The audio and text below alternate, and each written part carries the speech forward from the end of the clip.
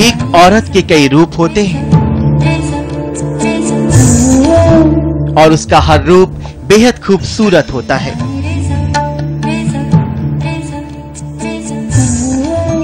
एक औरत खुद को हर किरदार, हर रिश्ते में बेहद खूबसूरती के साथ ढाल लेती है, पर इन रिश्तों में भी एक रिश्ता ऐसा है जो सबसे खूबसूरत और प्यारा होता है। इस रिश्ते का, इस एहसास का नाम है माँ।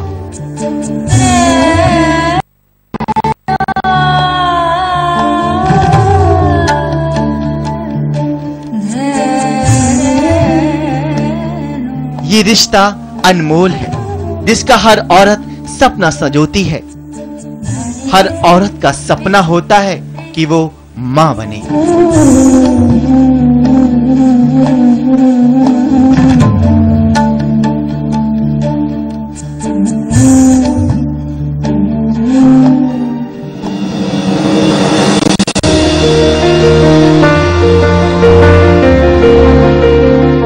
यूं तो माँ बनना आसान नहीं होता, लेकिन फिर भी माँ बनने के लिए एक औरत हजार दर्द सहकर भी इस एहसास को महसूस कर खुशी से सिहर उठती है।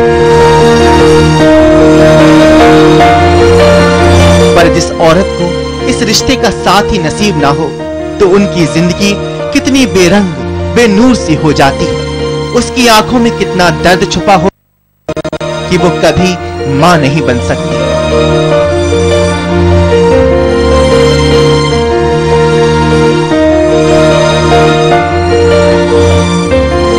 उसके घर में किसी की किलकारी नहीं गूंज सकती, किसी के नन्हे कदम घर की दहलीज पर नहीं पड़ सकते, और कोई उसे मां कहकर नहीं बुला सकता।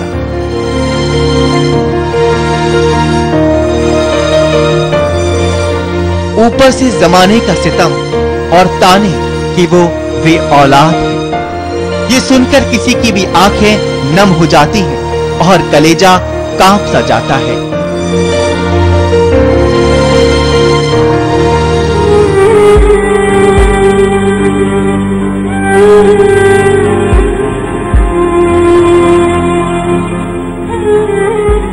किसी को अपनी गोद में औलाद चाहिए तो किसी को अपनी औलाद की परवरिश के लिए पैसा चाहिए।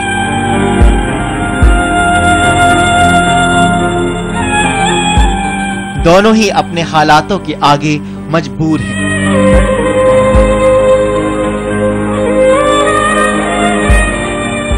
शायद इसलिए इन औरतों के दिलों ने एक दूसरों के गमों को दूर करने के लिए ऐसा फैसला लिया, जिससे इन दोनों की जरूरतें भी पूरी हो जाती हैं और इनकी चाहतें भी आखिर अपने मुमकिन मुकाम तक पहुंच ही जाती हैं। इनके गमों को दूर करने का एक रास्ता, एक जरिया है, जिसका नाम है किराए की कोख। बोले कि मतलब दूसरे को बच्चा देना है और ये देना, इतना पैसा मिलेगा, ये मिलेगा, तो ये काम करवाया। मेरे बेटे का ना पेट में वो हो गया था, ऑपरेशन कर रहा था, उसमें मेरे को जो बहुत ज्यादा पैसा खर्च लग गया था, इसलिए मेरे को ये सब करना पड़ रहा है। क्या करेगी, मजबूरी में करा ली, ऊपर वाले के हाथ में छोड़ दी, जो भी कुछ होगा। गाँव में कुछ भी नहीं है हमारे पास, दो लड़कियां, घर वाला मंजूरी करता है, इसलिए मुझे करवाना पड़ा है। कहाँ से उतना करे, पढ़ाने लिखाने में भी खर्च होता है, खाने में भी, यहाँ तो रूम रेंट लेने पड़ता है, उसमें खर्च होता है, सब कुछ में ऐसे, इसीलिए करवाएं। अपने आदमी के लिए क्या हुआ है? कैंसर। सब दिन दुखता है, कैसे होगा, कैसे नहीं होगा, कैसे दूसरे को दे देंगे, ऐसा होता है ना।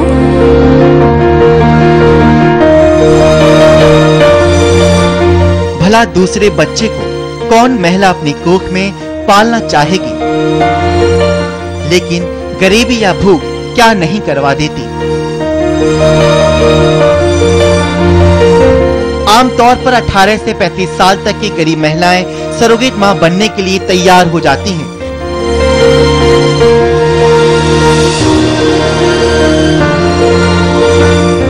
इस काम के लिए उन्हें 3 से 4 लाख रुपए तक मिल जाते हैं और इस दौरान उन्हें अच्छा खान पान और पूरी सुख सुविधा मिलती है।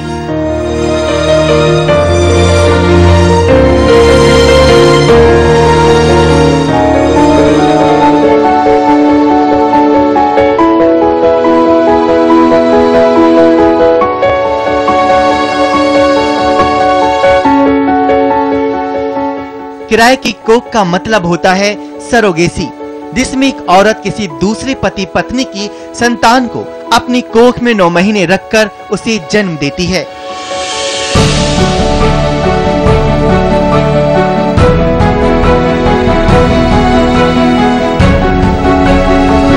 पहले के समय में सरोगेसी से लोग अनजान थे, लेकिन आजकल बदलते वक्त ने न सिर्फ लोगों की सोच को बदला है, बल्कि सरोगेसी को बढ़ावा दिया है।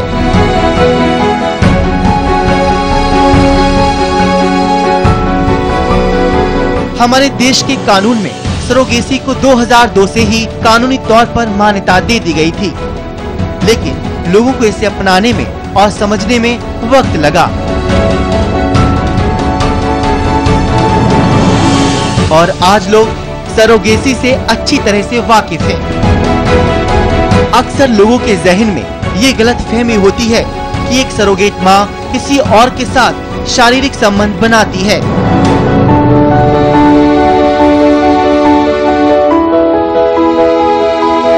लेकिन सरोगेसी में ऐसा नहीं होता। सरोगेसी 2 प्रकार की होती है, एक ट्रेडिशनल सरोगेसी और दूसरी जेस्टेशनल सरोगेसी। ट्रेडिशनल सरोगेसी में पिता के शुक्राणुओं को एक अन्य महिला के अंडाणुओं के साथ निश्चित किया जाता है।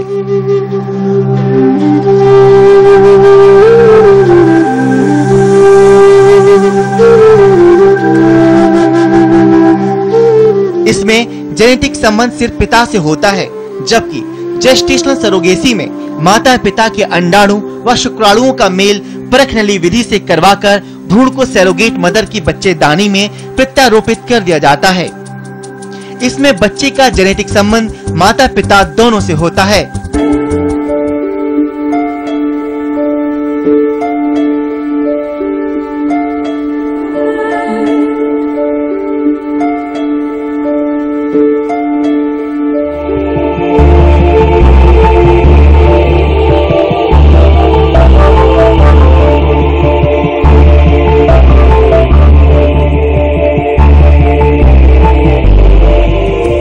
सरोगेसी को पूरी तरह से समझने के लिए किसी डॉक्टर से बात करना बेहद जरूरी है। गुड़गांव की doctor Sonu Balhara surrogacy specialist doctor हैं, जिनसे हमने सरोगेसी के बारे में बात की।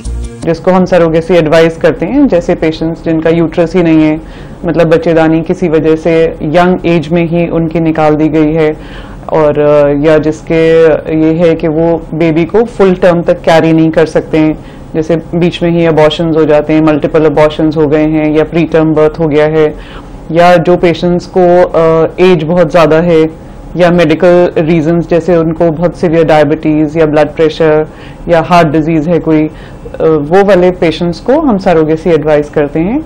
एंड एक्चुअली सरोगेसी का मतलब है कि जैसे बच्चेदानी को वूम को किराए पे लेना, मतलब आप दूसरे की वूम में अपने बच्चे को उसकी ग्रोथ हो रही है, फिर वो टर्म तक, और फिर बच्चा उन पेरेंट्स को मिल जाता है। आईवीएफ का मतलब है कि आईवीएफ और इक्सी करके हम फिर सरोगेट में डालते हैं बेबी को।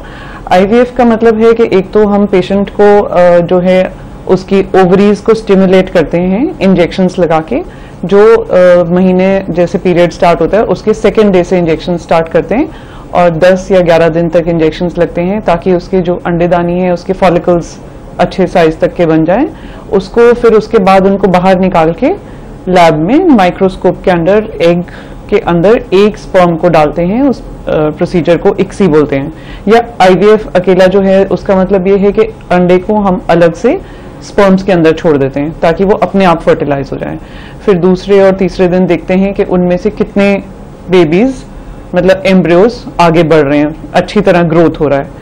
तो जिनका बहुत अच्छा जो ग्रेड ए एम्ब्रियोज होते हैं उनका सक्सेस रेट बहुत अच्छा है, या जितने भी बन गए पेशेंट के उसमें से 1 या 2 एम्ब्रियो हम वापस बच्चेदानी के अंदर डाल देते हैं। सरोगेसी में क्या होता है कि ये अंडा और स्पर्म, मतलब एग एंड स्पर्म, वो कपल के हैं जो जेनेटिक पेरेंट्स हैं, उसका बेबी बना के और फिर हम सरोगेट मीन्स जो थर्ड पर्सन है उसके वूम के अंदर डाल देते हैं।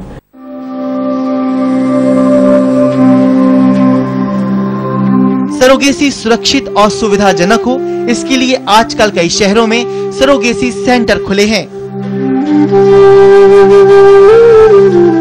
जहां ऐसे लोग आते हैं जिनको कभी बच्चा नहीं हो सकता और फिर वो मिलते हैं उस सरोगेट मां से जो कानूनी तौर पर सारी प्रक्रिया को पूरा करने और कई शर्तों को मानने के बाद तैयार होती है अपनी कोख में उनके बच्चे को जन्म देने के लिए।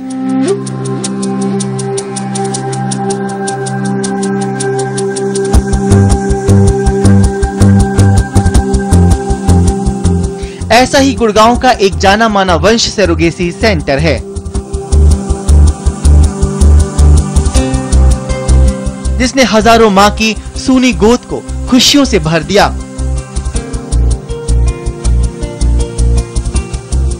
और कई असहाय बेबस औरतों को यहां आकर नया रोजगार, नई जिंदगी दी।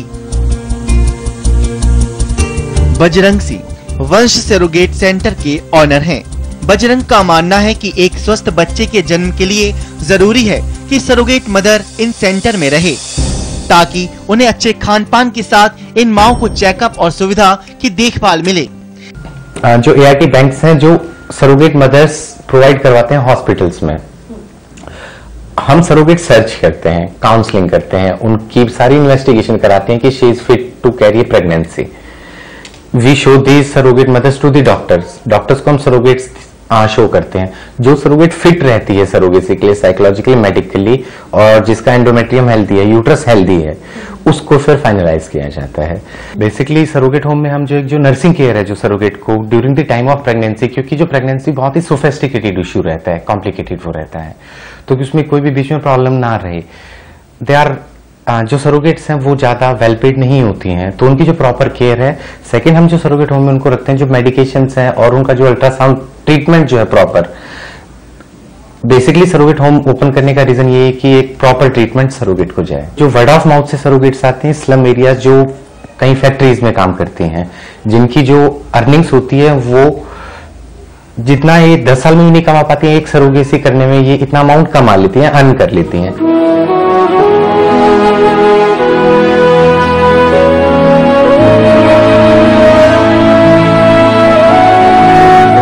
कोई यहाँ पर अपने बच्चों की परवरिश के लिए आती है, तो कोई अपने पति के इलाज के लिए।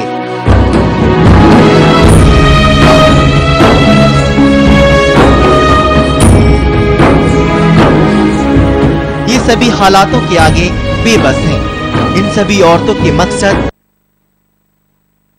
पर इन सब की मजबूरियां एक है।